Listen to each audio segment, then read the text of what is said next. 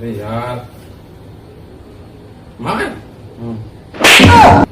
काय रे करतात? मला काय मारतेस? मग काय बघतोस? गेम खेळतोय.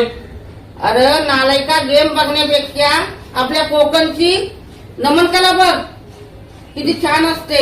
नमन कला हो, ते काय असतं? ते काय देव कानाखाली हो तिकडं सांगते तुला.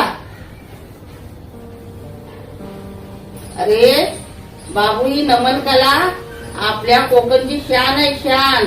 18व्या शतकात नमन कला श्यामजी नाईक काले यांनी कर्नाटक मधून महाराष्ट्रामध्ये घेऊन आले. शिमगा, जत्रा, सत्यनारायणची पूजा किंवा लग्न कार्य या शुभ प्रसंगी रात्रीच्या वेळी सादर केली जाते. अरे ह्या कलेमध्ये विविध प्रकारचे देवी देवतांचे सोंग केले जातात. खरं? मग काय ती मावशी नाचते, काय त्या गवळणी नाचतात, काय त्या ढोलकीचा आवाज.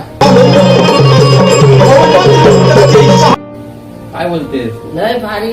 थिएटरला एवढी गर्दी नसते ना पिक्चर बघायला, तेवढ्या नमन बघायला प्रचंड गर्दी असते. रायगड, रत्नागिरी, सिंधुदुर्ग या जिल्ह्यामध्ये जे नमन मंडळ आहेत ते अजून परंपरा जोपासत आहेत.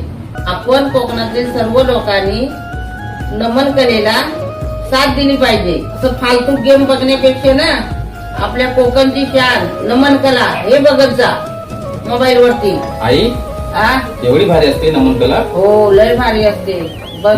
मग आजपासून गेम खेळायचं बंद आणि आपल्या कोकणची शान नमन कला याच बघणार. हा, शाबास.